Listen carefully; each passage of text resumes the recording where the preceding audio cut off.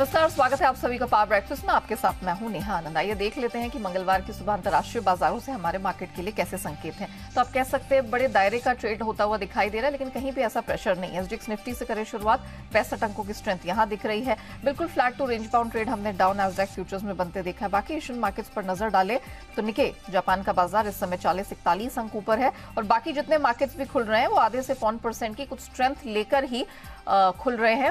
कुछ स्ट्रेंथ के साथ ही कारोबार की कोशिश यहां पर दिख रही है। सोना अपनी ऊपरी स्तरों से थोड़ा सा प्रेशर लेता हुआ दिखाई दिया, लोअर लेवल बाइंग हालांकि दिखी है। और कच्चा तेल कल इसने धमाका किया है, 4 से 5% की अपसाइड लेकर बंद होता हुआ नजर आया है। तो एग्जैक्टली क्या कुछ हुआ है इंटरनेशनल मार्केट में, इक्विटी और कमोडिटी स्पेस के हाइलाइट्स क्या रहे हैं, सब बताने के लिए मेरे सहयोगी दीपांशु इस वक्त स्टूडियो में मेरे साथ जुड़ चुके हैं। दीप, अमेरिका में अभी तक तो जो परफॉर्मेंस देख रहे हैं ठीक ठाक है, कमोडिटी भी अपने आप को होल्ड आउट ही कर रही है, कच्चा तेल कभी ऊपर कभी नीचे। तो कल कैसे डेवलपमेंट हुए हैं और कहाँ रखनी है नजर? कोई सिग्निफिकेंट डेवलपमेंट नहीं हुआ, जो हम बात कर रहे थे कल सुबह भी कि ओवर द वीकेंड भी कोई ऐसी खराब खबर नहीं निकल कर आई। तो आई थिंक बाजार वहीं से ये राहत का एक संकेत ले रहे हैं कि और ज्यादा सिचुएशन इस समय खराब नहीं हो रही है। क्या ये एक टेम्पररी पॉज है या फिर डेफिनेटली सिचुएशन इंप्रूव हो गई है, ये फिलहाल कहना मुश्किल है। बट पिछले 3-4 दिनों से कुछ खराब नहीं हुआ, इनफैक्ट 2-3 अच्छी चीजें हुई हैं जिसकी वजह से बाजार में थोड़ी राहत इस समय आपको दिख रही है। कल के एक्शन की बात करें तो थोड़ा वॉलेटाइल था, भारी उतार चढ़ाव देखा। जिस हिसाब से अमेरिकी बाजार ट्रेड कर रहे थे जब हम बंद हुए, ऑलमोस्ट उसी हिसाब से डाउ फ्यूचर्स उस समय ट्रेड हो रहे थे जब 200 पॉइंट 150-200 पॉइंट ऊपर थे, हमने उसी रेंज में खत्म होते देखा। बट एक छोटे दायरे में बहुत भारी उतार चढ़ाव था, तो हमने देखा कि करीब 300 अंकों की रेंज में कारोबार हुआ, बट भारी उतार चढ़ाव हुआ। 2-3 बार बाजार नेगेटिव टेरिटरी में गया, फिर अच्छी रिकवरी हुई। एंड ऑफ ट्रेड करीब 200 अंक ऊपर बंद हुआ, बट ऊपर से अगर आप देखेंगे तो 100 अंक नीचे भी था। तो ओवरऑल वॉलेटाइल था, बट डाउ में लगातार तीसरे दिन आपने बढ़त देखी है, ये डेफिनेटली एक अच्छा संकेत है। कल आईटी में थोड़ा रोटेशन था, थोड़ी मुनाफा वसूली थी, जिसकी वजह से नैस्डैक करीब 0.5% गिरकर बंद हुआ। बढ़ती बॉन्ड यील्ड का भी इंपैक्ट है। 10 साल की बॉन्ड यील्ड तो 3.3% तक पहुंच चुकी थी, कल तेजी से उछलकर वापस 3.5% के ऊपर गई है, तो उसका थोड़ा इंपैक्ट भी आपने आईटी में देखा। और थोड़ी मुनाफा वसूली भी थी, क्योंकि आईटी भी पिछले 2 दिनों से एक अच्छी तेजी का ट्रेंड दिखा रहा था। इसके अलावा जो फेड के एक सदस्य हैं जेम्स बुलार्ड साहब, जो कई बार हम उनके बयान सुनते हैं और उस पर बाजार रिएक्ट भी करते हैं, उन्होंने कहा कि आगे दरें और बढ़ने की पूरी संभावना है। तो जो रेट बढ़ने का साइकिल है वो खत्म नहीं हुआ है, ऐसे उन्होंने संकेत दिए, जिसकी वजह से भी थोड़ा कल बॉन्ड यील्ड्स पर रिएक्शन आपने आते हुए देखा। बट बॉन्ड यील्ड से ज्यादा बाजार कल रिएक्ट कर रहे थे बैंक्स पर। एक बार फिर से अच्छी मूव यहां पर आती देखी और ब्रॉडर मार्केट में भी अच्छा पार्टिसिपेशन था। S&P 500 की 11 में से 8 सेक्टर्स ऊपर थे। बैंक्स की तरफ से लीडरशिप आपको आती हुई दिखी है, स्पेशली छोटे बैंक्स में बढ़िया एक्शन था, क्योंकि कल हमारे मार्केट आवर्स में जो खबर आ गई थी कि SVB सिलिकॉन वैली बैंक, जहां से ये पूरा संकट शुरू हुआ था, उसको खरीद रहा है first citizen bank. First citizen bank SVB का आधा साइज का बैंक हुआ करता था, जिसने अब SVB को सिर्फ $500 मिलियन में खरीदा है और अब ये यूएस का 20वां सबसे बड़ा बैंक बनने जा रहा है इस एक्विजिशन के बाद। इनफैक्ट फर्स्ट सिटीजन बैंक के शेयर में कल सिर्फ एक ही दिन में 53% का उछाल आते हुए दिखा इस खबर के बाद। और जो बाकी बैंक्स है जो परेशानी में है, जैसे कि फर्स्ट रिपब्लिक बैंक, वो 12% ऊपर था। इवन बैंक ऑफ अमेरिका जैसा शेयर कल 6% ऊपर था। तो बैंक्स में एक स्टेबिलिटी लौटने की उम्मीद से हम देख रहे हैं कि थोड़ा बाजार का एक्शन अच्छा ही कल होते हुए दिखा है। इसके अलावा अगर आप देखें, यूरोप के बाजार कल अच्छे थे, 1% तक की तेजी देखी, तो वहां से भी ठीक ठाक संकेत आए। कमोडिटी मार्केट में हमने जरूर ज्यादा एक्शन कल देखा है। पहले कच्चे तेल से शुरुआत करते हैं, जहां पर ऑलमोस्ट 4% का उछाल आपने कल कच्चे तेल पर देखा और आज सुबह भी देखे $78 पर ब्रेंट आपको ट्रेड करते हुए दिख रहा है। इराक के कर्डिस्तान रीजन से सप्लाई डिसरप्ट होने की खबर आ रही है, करीब 4.5 लाख बैरल पर डे का सप्लाई डिसरप्शन हुआ है। वैसे अगर आप देखेंगे कि तो ग्लोबल आउटपुट में ये सिर्फ 0.5% का कंट्रीब्यूशन, तो कोई ऐसा बड़ा डिसरप्शन नहीं है जो बाजार कवर नहीं कर सके। बट एक रिएक्शन कल जरूर आपने इस पर देखा है। तो कच्चे तेल में एक उछाल आते हुए देखा है। दूसरा, क्योंकि बाजार वापस थोड़ा स्टेबल हो रहे हैं, रिस्क एपेटाइट वापस आ रही है, इसलिए सोने पर आपने दबाव देखा है। फ्राइडे से अब तक करीब $40 फिसल चुका है सोना, 1960 के आसपास आपको ट्रेड करते हुए दिखेगा, तो वहां पर गिरावट है। हालांकि चांदी ने ज्यादा रिएक्ट नहीं किया है। देखते हैं, डॉलर इंडेक्स अभी भी दबाव में है, तो वहां से थोड़ा डाउनसाइड सपोर्ट है। बट पिछले 2-3 दिनों से सोने के दाम ऊपर से काफी तेजी से जरूर गिरे हैं। बेस मेटल्स में एक्शन है, एग्री कमोडिटीज में भी थोड़ा एक्शन आपको दिखा है। तो ओवरऑल बाजार अच्छे मूड में दिख रहे हैं, ठीक ठाक मूड में है। बैंकिंग में जो स्टेबिलिटी वापस वापस आई है, उसकी वजह से थोड़ा कॉन्फिडेंस वापस बाजार में आते हुए आपको जरूर दिख रहा है। चलिए, क्लियरली तो no bad news is all good news, और उसी पर हमने इक्विटी और कमोडिटी मार्केट्स को भी यहाँ रिएक्ट होते हुए देखा है। शुक्रिया दीप, वो पूरी डिटेल दर्शकों के सामने रखने के लिए। आगे बढ़े इससे पहले देख लेते कि कल यानी कि सोमवार को संस्थागत निवेशकों का प्रदर्शन कैसा रहा है। तो खरीदारी तो डटकर कर रहे हैं, घरेलू संस्थागत निवेशक बने हुए हैं, 1800 करोड़ से अधिक की खरीद वहां दिखी। कैश स्पेस में 900 करोड़ के आसपास की बिकवाली रजिस्टर हुई है FIIs की तरफ में, और FNO स्पेस में देखें तो वहां पर भी खरीदारी ही दर्ज हुई है। तो ऑल इन ऑल ग्लोबल संकेत अच्छे दिखाई दे रहे हैं, पॉजिटिव फिलहाल दिखाई दे रहे हैं, कोई दिक्कत नहीं है। इन सब के बीच हमारे मार्केट में आज क्या रणनीति अपनानी है, सब पर बात करने के लिए जी बिजनेस के मैनेजिंग एडिटर अनिल सिंह भी हमारे साथ जुड़ चुके हैं।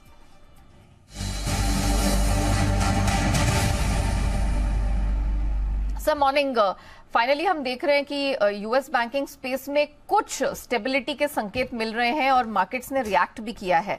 सर निफ्टी, बैंक निफ्टी आज सपोर्ट रेजिस्टेंस लेवल्स में बदलाव होगा? Good morning Neha ji. देखिए, इसमें कोई डाउट नहीं कि संकेत लगातार बेहतर होते हुए दिख रहे हैं। लगातार तीसरा दिन है जब बाजार तेजी के साथ अमेरिका में बंद होते हुए नजर आए, उसका फायदा भारतीय बाजारों को मिलेगा। और बार बार हम ट्रेडिंग रेंज की जो निचले सिरे की तरफ पहुंच रहे हैं और वहां पर जो सपोर्ट की जरूरत है वो सपोर्ट आता हुआ दिखेगा। कल मंथली एक्सपायरी भी है, उससे पहले थोड़े से लो लेवल्स बढ़ते हुए नजर आएंगे। और रेंज के लिहाज से और लेवल के लिहाज से अगर आप देखें तो सपोर्ट लेवल वही है 16,850, 16,950 आपके लिए आज भी सपोर्ट का काम करेगा। इस रेंज में आने पर खरीदारी जरूर आपको करनी चाहिए। इसके अलावा ऊपरी स्तरों पर 17,100, 17,200 ये निफ्टी की रेंज होगी जहां पर प्रॉफिट बुकिंग आती हुई दिखेगी। तो यहाँ पर आपको फोकस करना चाहिए खरीदारी करने के लिहाज से। जहां तक बैंक निफ्टी का सवाल है, 39,050, 39,150 अब बैंक निफ्टी पर आपके लिए मजबूत सपोर्ट का काम करेगा। और ऊपरी स्तरों पर 39,700 जो कल का हाई है वहां से लेकर 39,825 तक जाने की कोशिश बैंक निफ्टी की भी हो सकती है। तो ओवरऑल व्यू तेजी की तरफ रख सकते हैं। आज फिर से रेंज में पहले खरीदारी की रेंज में आए वहां खरीदारी कीजिए, और अगर बिकवाली की रेंज में पहले आए तो वहां पर प्रॉफिट बुक करके एक बार फिर से नीचे का इंतजार कीजिए। ट्रेडिंग के मौके दोनों तरफ बन रहे हैं और कल एक्सपायरी तक थोड़ा उतार चढ़ाव रह सकता है, लेकिन उसके बाद अप्रैल सीरीज में आप थोड़ी सी स्टेबिलिटी लौटते हुए देख सकते हैं और ग्लोबल मार्केट से भी थोड़ा सपोर्ट मिलता हुआ दिख रहा है। तो हल्की तेजी के लिए बाजार तैयार होते हुए नजर आ रहे हैं। Very well sir, thank you so much हमारे दर्शकों को बताने के लिए कि एग्जैक्टली आज के जो ट्रेडिंग सत्र है उसमें एक्सपेक्ट क्या करना है। मैं रिपीट कर देती हूँ, क्लियरली सर ने कहा आपको दोनों साइड के मौके मिलेंगे। अगर तो सपोर्ट बैंड की तरफ खुलता हुआ दिखाई देता है निफ्टी, तो आपको खरीदारी के मौके हैं वो बिल्कुल गंवाने नहीं चाहिए। और अगर अपर बैंड की तरफ खुलता है जो कि 17,100 से 200 के पास है, वहां पर आपको बिकवाली का मौका मिलेगा। वॉलेटाइल सेशन रहेगा एक्सपायरी से ठीक पहले, ये भी जान के चलिए। स्टॉप लॉसेस को मेंटेन करना है और दायरे को फॉलो करके चलना है। तो निफ्टी में सपोर्ट रेंज आपकी 16,850 से 950 होगी, रुकावट 17,200 के पास निफ्टी झेल सकता है। बैंक निफ्टी में सिमिलरली 39,050 से 150 सर को लगता है कि ये जो ब्रॉडर सपोर्ट है ये अभी टूटेगा नहीं आसानी से, इससे होल्ड करेगा। और ऊपर 39,700 से 825 ये बैंक निफ्टी के लिए एक रेजिस्टेंस का आज काम कर सकती है। तो ये वो बैंड है जिस पर आपको फोकस करके आज निफ्टी बैंक निफ्टी में चलना है। आइए जान लेते हैं कि खबरों के दम पर किन स्टॉक सेक्टर्स में दिखेगा एक्शन। वरुण पूरी डिटेल लेकर हमारे साथ आज जुड़ चुके हैं। वरुण मॉर्निंग, महत्वपूर्ण खबरें आज के लिए और एक्शन कैसे और कहां दिखने वाला है? Definitely good morning Neha. तो महत्वपूर्ण एक्शन के चलते आज काफी सारी कंपनियां जिनकी बोर्ड की बैठक है।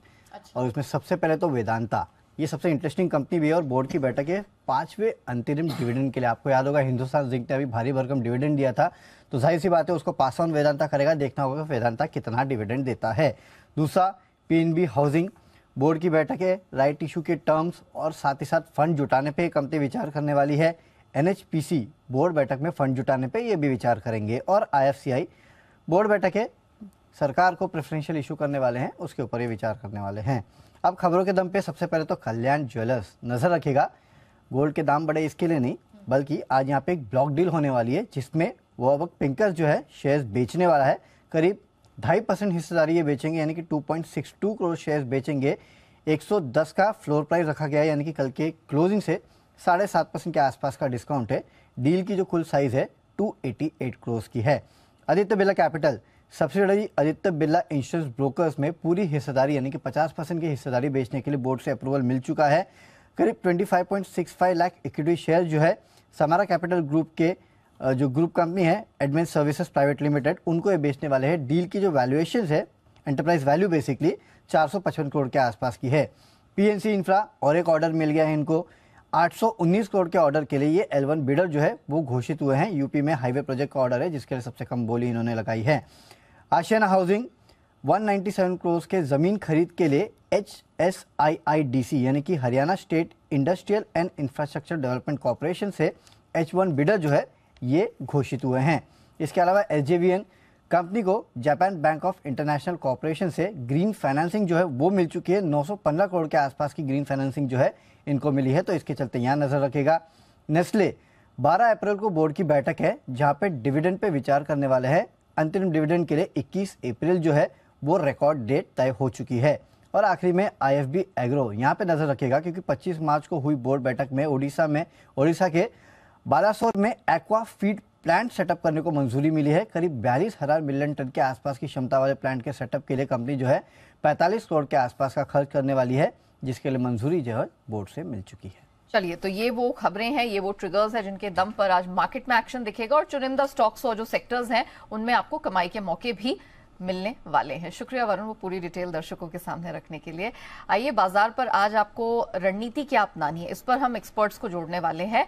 और ब्रॉडर मार्केट्स में क्या रणनीति अपनानी है, स्पेसिफिक स्टॉक्स में, सेक्टर्स में आज क्या रणनीति अपनानी है, सब पर बात करने के लिए 5 पैसा के रुचिर जैन हमारे साथ जुड़ चुके हैं। रुचिर जी, मॉर्निंग। सबसे पहले तो ब्रॉडर मार्केट्स पे फोकस कर लेते हैं। 17,000 के कुछ ही नीचे हमने निफ्टी को कल एक पॉजिटिव टेरिटरी में क्लोज होते हुए देखा और बैंक निफ्टी भी है हल्की फुल्की सी, लेकिन 39,400 के ऊपर बंद हुई है। आज आपको खरीद के मौके दिख रहे हैं क्या? इफ यस, कैसे स्ट्रैटेजाइज करना है? जी, very good morning Neha ji. Neha ji, जब हम ब्रॉडर मार्केट्स की बात करते हैं तो मोर एक मिड कैप और स्मॉल कैप का इंडेक्स जो है उसके चार्ट ज्यादा बेटर हमको पिक्चर दिखाते हैं कि ब्रॉडर मार्केट्स में क्या हो रहा है। और लास्ट 2 ट्रेडिंग सेशन से देखे तो ऑल्दो इंडेक्स टूट नहीं रहा है, लेकिन मिड कैप और स्मॉल कैप इंडेक्स ने अपने क्रूशियल सपोर्ट तोड़ दिए हैं और उसके नीचे हम कारोबार कर रहे हैं। तो आई थिंक ब्रॉडर मार्केट्स की बात करें तो स्टॉक स्पेसिफिक एक्शन ज्यादा पॉजिटिव एक्सपेक्ट नहीं कर रहे, लेकिन यस, इंडेक्स एक रेंज में लॉक्ड है जहां पे हम देख रहे हैं कि नीचे जब भी 17,000 के नीचे जा रहा है 16,850, 16,900, तो वहां पे बाइंग इंटरेस्ट दिख रहा है और ऊपर 17,200 के आसपास मार्केट में क्रूशियल रेजिस्टेंस बना हुआ है। अब आप FIIs की पोजीशंस देखेंगे इंडेक्स फ्यूचर्स में पिछले हफ्ते 8% के ही लॉन्ग पोजीशंस रह गए थे, यानी 92% पोजीशंस उनकी शॉर्ट साइड पे थी। लास्ट कल के ट्रेडिंग सेशन में थोड़ी शॉर्ट्स कवर किए उन्होंने और अब वो लॉन्ग शॉर्ट रेशियो 17% के आसपास आ गए थे। एटलीस्ट जो 8% था वहां से इंप्रूव होकर 17% हुआ है। तो अगर FIIs अपने शॉर्ट्स कवरिंग करते हैं, एक्सपायरी का वीक है, कल एक्सपायरी है, मंथली एक्सपायरी, तो ये वापिस से हम 17,200 के आसपास तक मार्केट को आते हुए देख सकते हैं।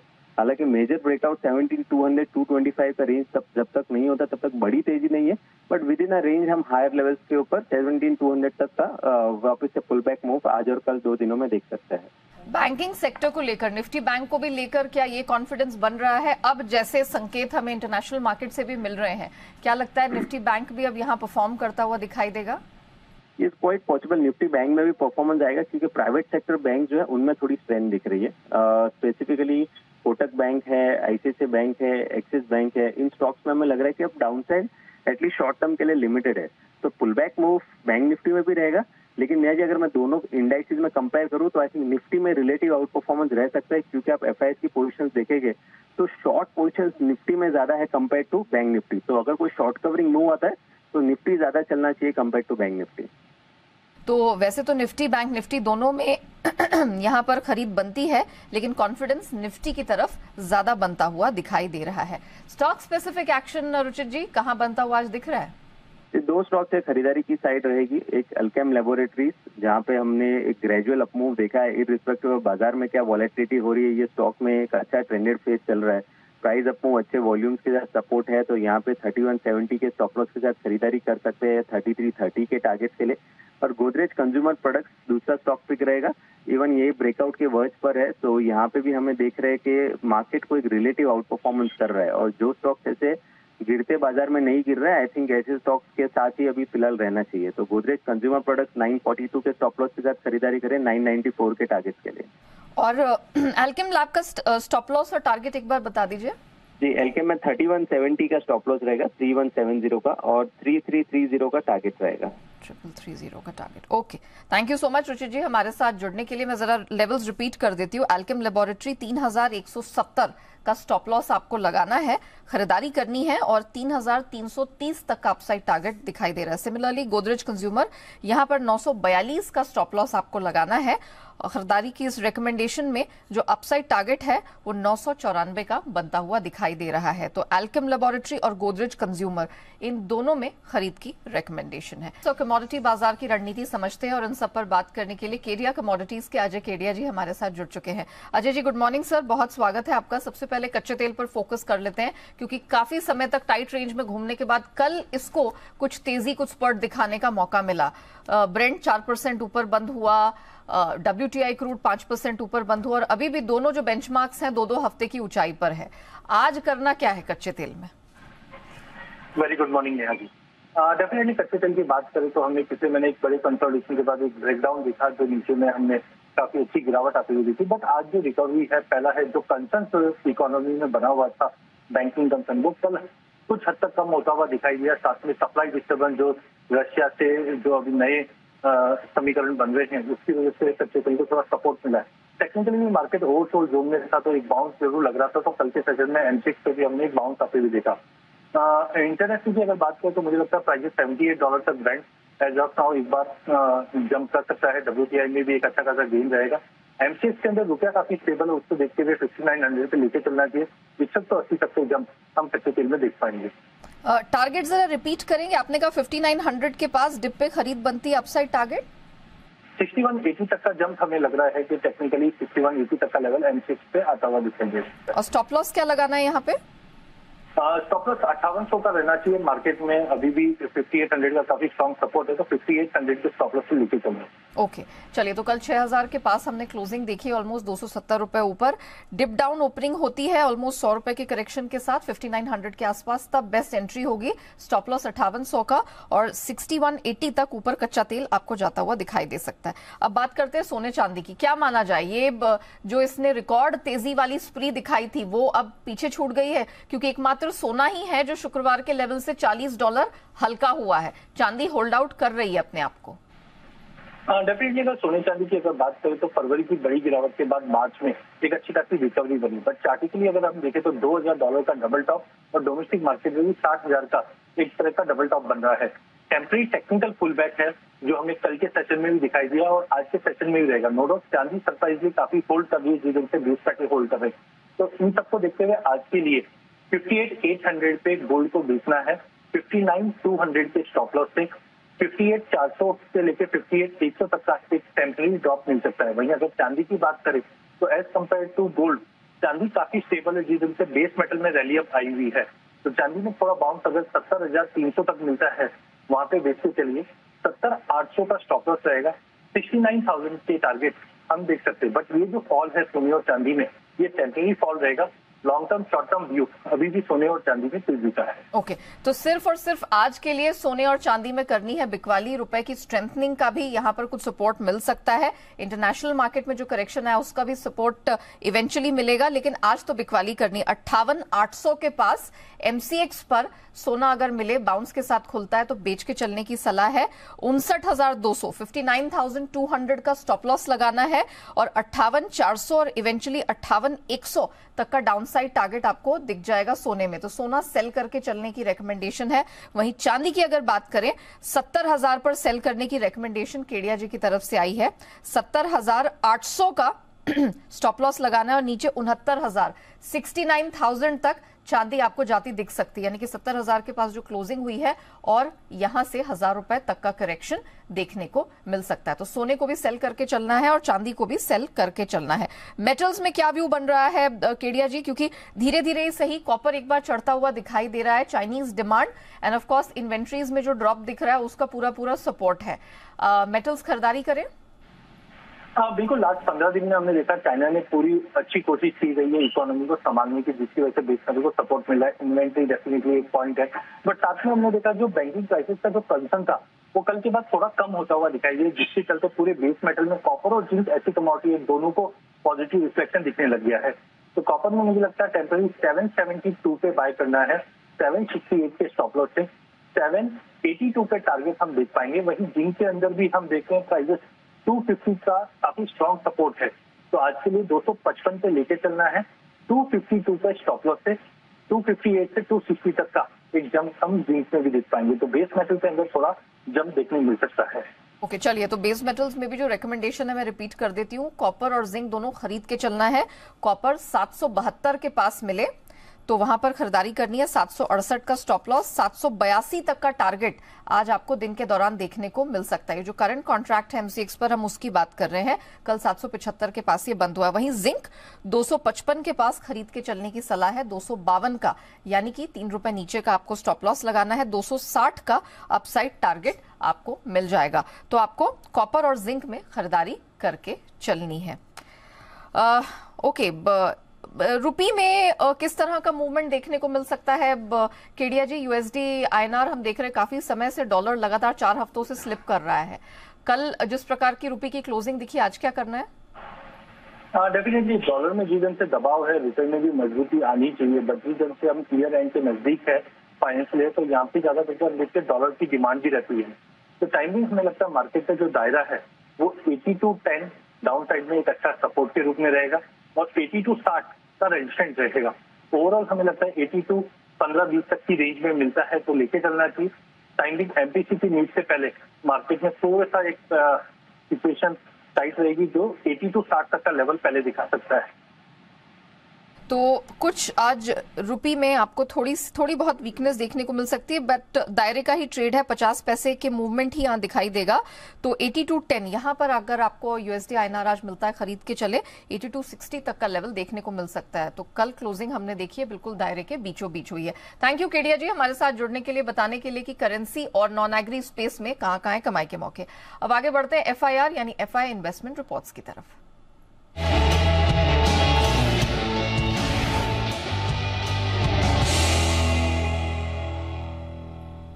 तो विदेशी ब्रोकरेजेस की किन स्टॉक्स पर है नजर, बताने के लिए वरुण हमारे साथ यहाँ जुड़ चुके हैं। वरुण, मॉर्निंग, बताइए।